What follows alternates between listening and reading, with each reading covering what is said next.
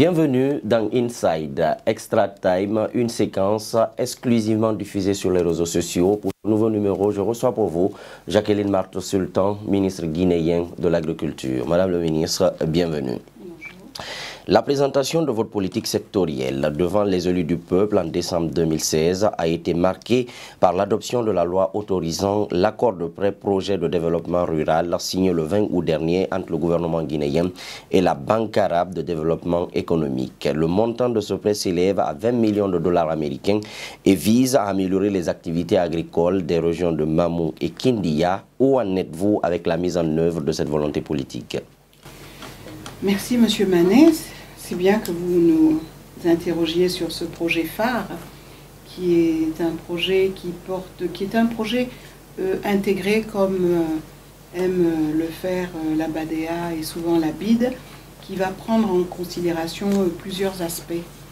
Et dans ce projet BADEA, qui porte essentiellement sur l'horticulture, il faut-il rappeler qu'un premier projet avait eu trait à ce développement horticole de la Guinée. On entend par horticulture les fruits et les légumes, clairement. Donc ce projet a pris fin et nous avons pensé une deuxième phase, mais beaucoup plus large, et qui va toucher donc la région de Mamou, Kindia, Farana, Kankan, comme vous l'avez dit, mais qui porte aussi, qui dit production horticole, dit bien-être des populations, dit le facteur eau, qui est un facteur fondamental. Donc nous sommes en lien avec le ministère en charge de l'hydraulique villageoise. Partout où nous allons accompagner des populations agricoles, nous allons nous assurer qu'elles ont de l'eau potable. Donc nous agissons sur l'aspect santé, nutritionnel, etc. Donc vous voyez le côté intégrateur de ce projet, qui est effectivement à hauteur de 20 millions de dollars, qui devrait démarrer en 2017. Nous avons eu à mettre en place tous les prérequis, notamment l'adoption par à la fois l'Assemblée, la Cour constitutionnelle. Nous mettons en place les unités de gestion de ce projet, le comité interministériel de suivi. Donc probablement, je pense qu'en mois de mai, sans risque trop de nous tromper, ce projet devrait démarrer.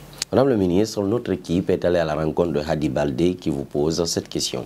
Bonjour, Hadi Baldé, Radio Nationale, chargé des questions agricoles. Madame la ministre, le budget de votre département 2017 a subi une réduction drastique.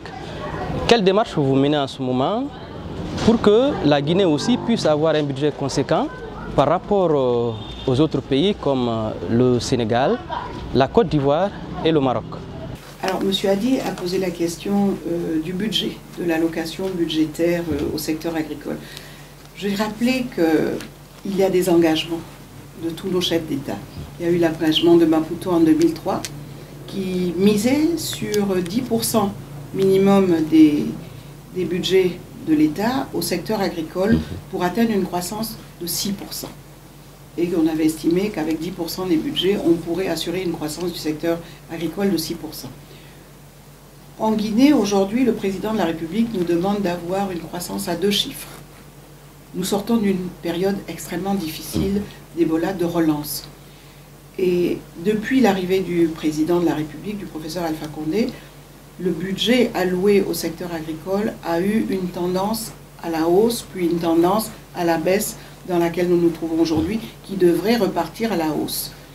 À la hausse, dès son arrivée, nous avons atteint pratiquement 7% du budget national en 2011-2012, et ensuite nous avons commencé à descendre à partir de 2013 pour nous retrouver aujourd'hui aux alentours de 4% pour 2016. Mais 2017 aussi va suivre un peu cette tendance, mais nous sommes convaincus qu'en 2018, compte tenu de la reprise économique, l'État pourra mobiliser des ressources aussi bien à l'interne qu'au niveau des partenaires techniques et financiers pour augmenter la part d'investissement dans le secteur agricole. Donc c'est vrai que cette année, nous sommes dans une période très critique, mais paradoxalement, nous avons peut-être peu de budget d'investissement du BND, mais pendant toute l'année 2015 et 2016, pendant la période d'Ebola, le ministère beaucoup travaillé, a fondamentalement travaillé sur la relance du portefeuille du ministère de l'Agriculture, en faisant des offensives tout azimut avec des partenaires techniques. Nous avons eu la Banque mondiale qui est venue, donc nous avons un portefeuille qui s'est vraiment rechargé, qui est quand même assez substantiel, parce que si j'annonce des chiffres ici, ça risque de... Vous avez parlé tout à l'heure de 40 millions de 20 millions de dollars pour l'horticulture. Je peux vous dire qu'on a le PASAG qui est de 15 millions de dollars. Nous avons le projet avec l'USAID de 28 millions de dollars. Nous avons le projet avec Abu Dhabi qui sera de 28 millions, voire 30 millions de dollars. Nous avons le projet avec l'AFD sur les pistes rizipiscicoles et les pistes de Basse-Guinée, 18 millions de dollars. On a un autre projet de 18 millions de dollars avec l'AFD également sur la riziculture de mangrove.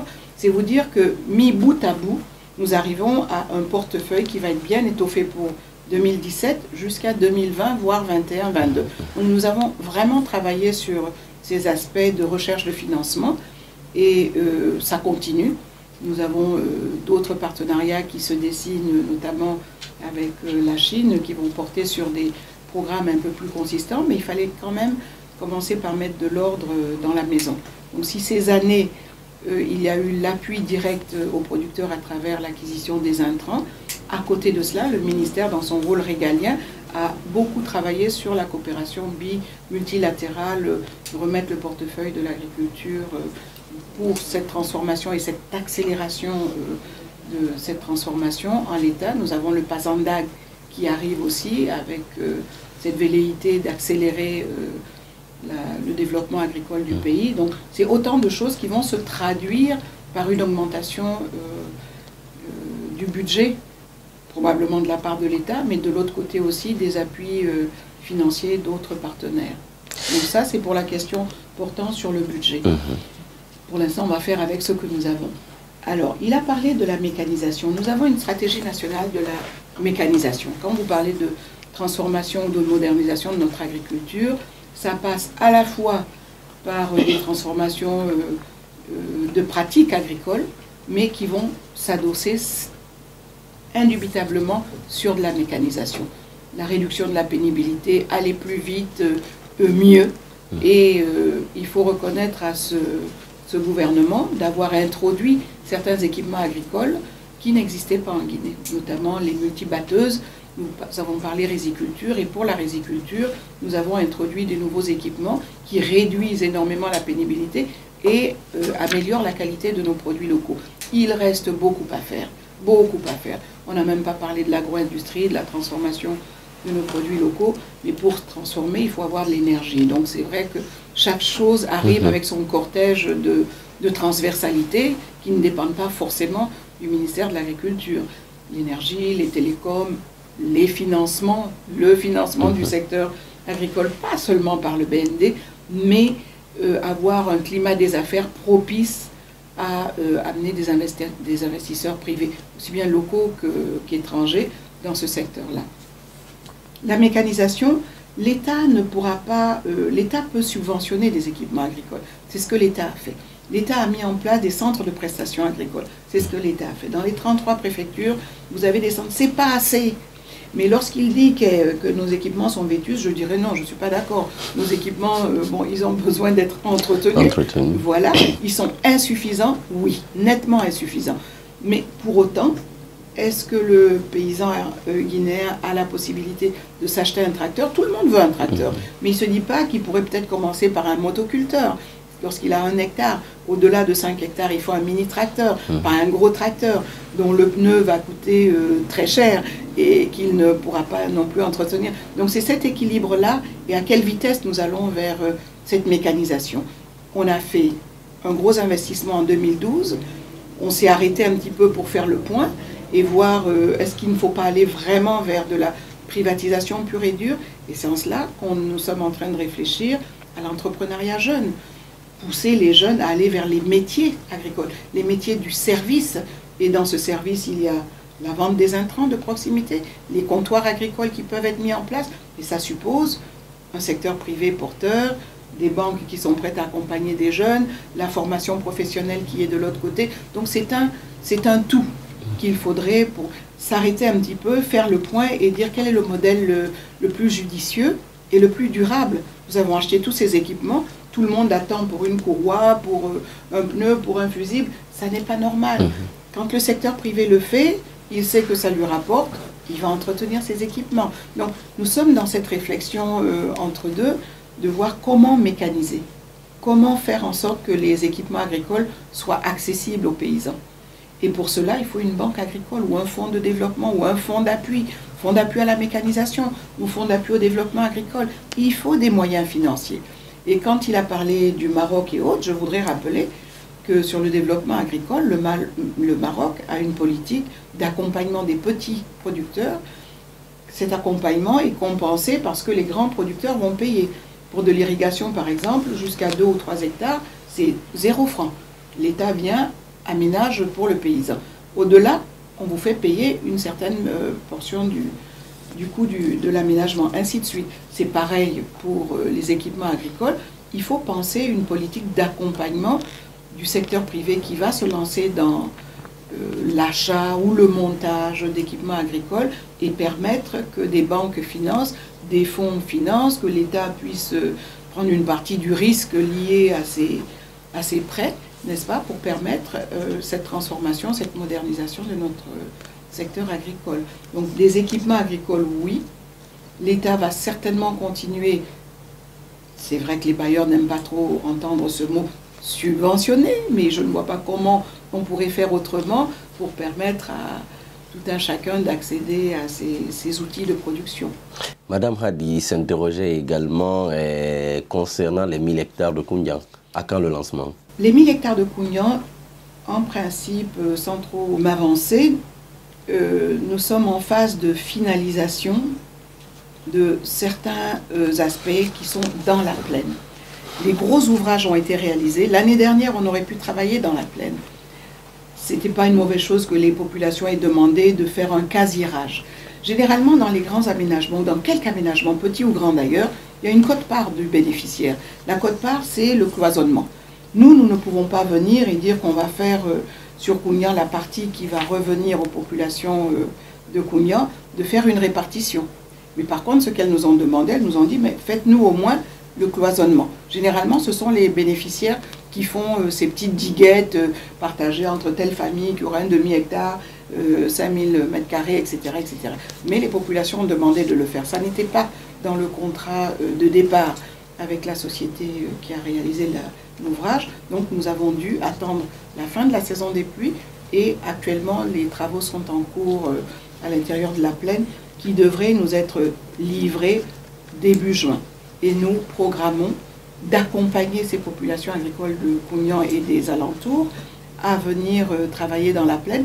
Et vous parliez de l'accompagnement qu'on voulait faire.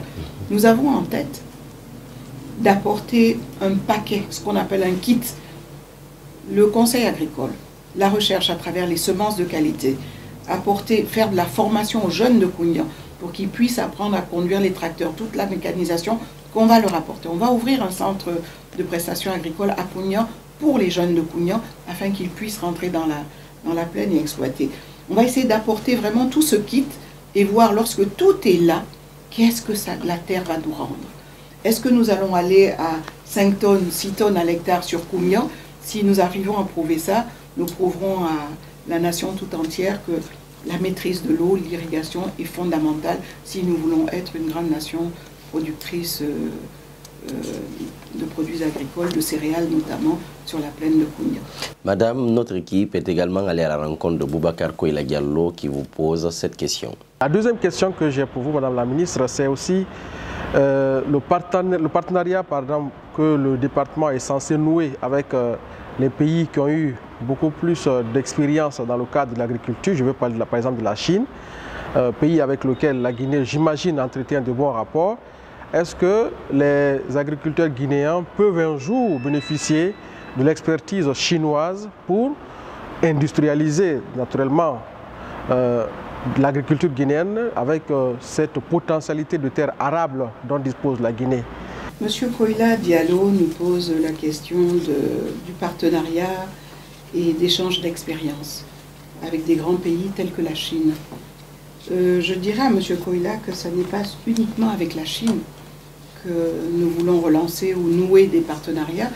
Nous avons tous les grands pays, l'Inde, le Brésil, la Chine, la Thaïlande, l'Égypte. Ce sont des pays vers lesquels nous envoyons. Nous avons reçu des bourses de formation et nous essayons de former d'avoir une masse critique de jeunes de préférence qui vont en formation pour assurer la relève d'ailleurs des générations qui sont là et qui vont très probablement partir à la retraite dans 5 ans. Ça, c'est un autre problème également, le vieillissement de nos ressources humaines dans le secteur agricole. Mais avec la Chine, lors du dernier séjour du président de la République en Chine, il a abordé cette question avec les autorités chinoises d'un partenariat stratégique que nous avons demandé à la Chine également depuis plusieurs années. Le portefeuille de la Guinée avec la Chine dans le secteur agricole est très peu étoffé. Nous avions une société de droit public en partenariat d'État à État qui existait. Et lors du voyage en Chine, le partenariat stratégique porterait à la fois sur le renforcement des capacités des ressources humaines, mais sur de l'investissement public et de l'investissement privé. Voir si des investisseurs privés chinois souhaiteraient venir s'installer en Guinée. Bien entendu, il faudrait résoudre toutes les questions, la problématique liée au foncier rural qui reste quand même une des contraintes à l'attractivité que nous cherchons à avoir pour ce secteur-là. Et ceci dit, je pense que la Chine a répondu favorablement. Les questions sont en train d'être réfléchies par la partie chinoise. Nous avons déjà des grands aménagements hydro-agricoles que nous mettons sur la table. Nous aimerions avoir à minima 100 000 hectares de terres à irriguer par la Chine, financés par la partie chinoise. Le mécanisme le meilleur doit être trouvé. Donc, aussi avoir ce transfert de technologie de la part de la Chine vers la Guinée. Il faut signaler que la plupart des équipements qui ont été acquis à date sont venus de la Chine, ce qui ne nous interdit pas du tout d'aller vers d'autres pays aussi. Hein. En matière d'équipements de transformation, les mini-riseries, nous tournons vers la Chine qui est quand même le grand pays à ce niveau-là. La Thaïlande aussi a une grande expertise à ce niveau. En dehors de la Chine, de ces pays asiatiques, il faut signaler, même s'il y a un pays asiatique, c'est la coopération sud-sud dont nous voulons faire la promotion et qui a eu de très bons résultats au cours du projet tripartite Afrique du Sud, Vietnam et Guinée. Donc cette coopération purement sud-sud, voilà 3 pays du Sud qui se mettent ensemble, dont l'un finance, l'autre apporte le technique et le troisième est bénéficiaire. Et là-dessus, nous pouvons capitaliser aujourd'hui sur la formation d'homologues vietnamiens qui ont pu, ces homologues ce sont des jeunes Guinéens, une vingtaine, qui aujourd'hui vont pérenniser les acquis de ce projet tripartite, qui en Guinée forestière, qui en Basse-Guinée, qui en Haute-Guinée. Ça, ce sont les acquis que nous avons au niveau de la coopération bilatérale avec des pays asiatiques et d'autres pays. Donc oui, les paysans guinéens ont certainement bénéficié de l'expertise, mais nous ne sommes pas fermés. Hein. Vous savez que le président compte s'adresser à la fois au Rwanda, à l'Éthiopie pour avoir des semences à haut rendement. Donc nous ne nous fermons aucun horizon et nous sommes très ouverts à aller vers le Brésil, vers des grands pays agricoles pour bénéficier de leur expertise et avoir ce transfert de technologie auprès des paysans. Mais une chose est certaine, je pense que le secteur privé est le mieux à même d'accélérer, de fermer ce gap. On ne peut pas continuer à attendre tout de l'État. L'État va faciliter. Nous parlons à tout le secteur, à toutes les missions qui viennent avec des investisseurs privés du secteur agricole. Nous essayons de faire la promotion de cette agriculture, de cet investissement privé. Évidemment, notre climat des affaires est en train de s'améliorer de façon notable et nous espérons que dans un avenir très proche, ces investisseurs privés vont arriver. Lorsqu'un privé arrive, il va accompagner les exploitations familiales et avoir peut-être son noyau, son nucléus industriel. Mais qui mieux que lui pourra transférer rapidement, avec les moyens adéquats, les nouvelles technologies. Donc c'est vers cet aspect d'ouverture que nous voulons vraiment nous insérer. Et je pense qu'avec l'appui de la BAD, nous avons un projet de réflexion sur la transformation de notre agriculture et le secteur privé va être au cœur de cette transformation. Comment amener le secteur privé à investir pour aider justement à accélérer cette tendance. Madame, sur la page Facebook du gouvernement guinéen, Hawali Gane vous pose cette question. Quelles sont les stratégies adoptées par votre ministère pour une meilleure réussite de la chaîne de valeur au profit des paysans, mais aussi et surtout des jeunes acheteurs nationaux au compte de la campagne d'Acajou 2017? Monsieur Gane, les stratégies adoptées pour une meilleure réussite, c'est bien qu'il parle de chaîne de valeur. Pendant des années, on nous a parlé de filières. Une filière, elle s'articule sur plusieurs maillons que nous appelons chaîne de valeur. La chaîne de valeur, elle s'adresse à plusieurs acteurs. Je vais prendre la chaîne de valeur, il a parlé d'anacarde, on va prendre l'anacarde. Sur l'anacarde, vous avez le producteur d'anacarde, donc le planteur. Ensuite, vous aurez un collecteur primaire. Le produit, l'anacarde est là, mais pendant 4 ans, 5 ans, le producteur il va être quasiment seul à s'occuper de sa plantation. Ensuite, vous aurez le collecteur qui va être là pour acheter sa production, qui collecte généralement pour un grossiste. Ce grossiste, il est quelque part, mais c'est lui qui généralement finance. Donc il faut déjà accéder à un financement qui porte sur la commercialisation, l'achat du produit, la campagne de commercialisation de l'anacarde. D'accord, il y a le grossiste, mais ce grossiste, soit il a des fonds propres, soit il s'adresse à sa banque. Vous parliez de jeunes. Ces jeunes-là, comment vont-ils accéder à ce financement dédié à la commercialisation, donc à l'achat de cette anacarde? Il faut des guichets. Il faut des guichets à coût réduit qui permettent à ce jeune d'aller acheter une masse critique, enfin une production raisonnable d'anacarde, et de le donner à l'exportateur ou au transformateur. Donc, vous voyez tous ces petits maillons. Vous avez le producteur, l'intermédiaire, le grossiste, ensuite l'exportateur et probablement le transformateur. Et enfin, il y a le consommateur in fine. Donc, une chaîne de valeur, ce sont plusieurs maillons qui vont s'articuler pour faire que ça passe du champ à l'assiette. Donc, du champ à l'assiette, il y a une multitude et c'est ce qu'on appelle la chaîne de valeur. Quand un des maillons de cette chaîne de valeur est faible, la chaîne peut s'effondrer ou mal fonctionner. Et chez nous ici, si le maillon de la production est en train de bien se mettre en place, à condition que les acteurs se structurent, s'agrègent, c'est ce qu'on appelle l'agrégation. Et d'ailleurs, le royaume chérifien va nous accompagner dans le concept d'agrégation. L'agrégation, c'est mettre différents acteurs, le producteur, la banque et soit le transformateur, l'industriel qui va être à côté, les mettre en relation. Donc, lorsque la banque est là, elle va financer et le producteur et le transformateur, l'industriel à côté. Et tout cela fait que la chaîne de valeur fonctionne. Mais quand ces maillons-là ne sont pas suffisamment structurés, suffisamment professionnalisés, c'est la professionnalisation de chacun de ces maillons qui amène à cette modernisation, ce côté économique de notre agriculture. Donc, la noix de cajou de cette année, ce que l'État a fait l'année dernière, c'est de fixer un prix plancher. Plancher, ça veut dire plancher, pas en dessous de ce prix-là. C'était 5 000 francs, je crois, le kilo l'année dernière. Cette année, si les producteurs sont bien structurés, ils s'asseyent autour de la table et ils décident, nous ne vendons pas notre anacarde, notre noix de cajou, à moins de ça. Et c'est selon la campagne. Alors, ils peuvent dire en début de campagne, on va vendre à 6 000 francs, mais plus la campagne va aller, plus ça va être cher. Aujourd'hui, je crois que ça se négocie autour de 8 000 francs.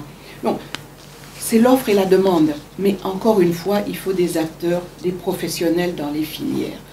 Et ces jeunes qui arrivent, il faut qu'ils apprennent ce métier. On ne naît pas négociant en anacarde, c'est un métier qui s'apprend. Soit ils décident d'être dans la production ou être des intermédiaires, ou alors des petites unités de transformation, griller l'anacarde pour avoir de belles noix de cajou à proposer sur le marché.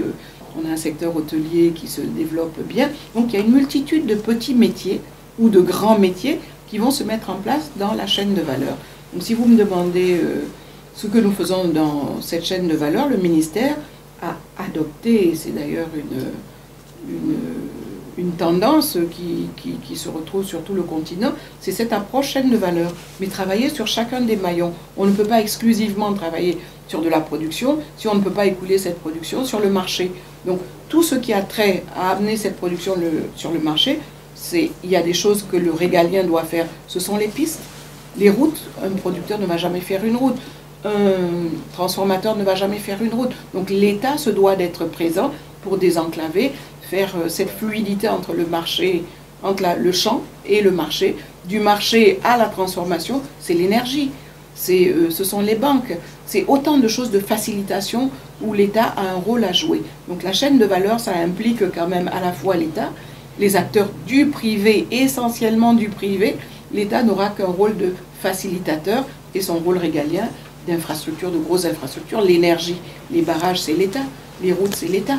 Bon, ce sont autant de choses qui doivent intervenir dans la fluidification de ces différents maillons des acteurs des chaînes de valeur. Madame, pour terminer, notre équipe est également allée à la rencontre de Daouda Mohamed Kamara qui vous pose cette question. Bonjour, je suis Daouda Mohamed Kamara. Je suis journaliste au groupe de presse Chéri FM TATV. Madame le ministre, depuis l'avènement au pouvoir du président Alpha Condé, elle a déclaré avoir en priorité de ses priorités le développement de l'agriculture. Et pour y arriver, il faut bien que les mécanismes soient maîtrisés.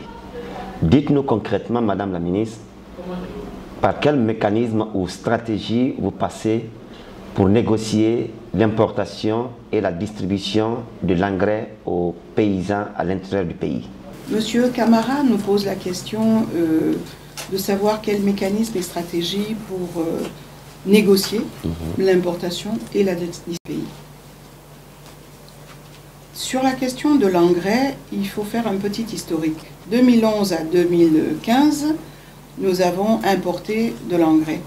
2016, le président a encouragé l'établissement d'une usine de production d'engrais dans le pays pour éviter que l'engrais ne soit disponible que pendant la campagne agricole, qui est souvent sur un laps de temps assez court.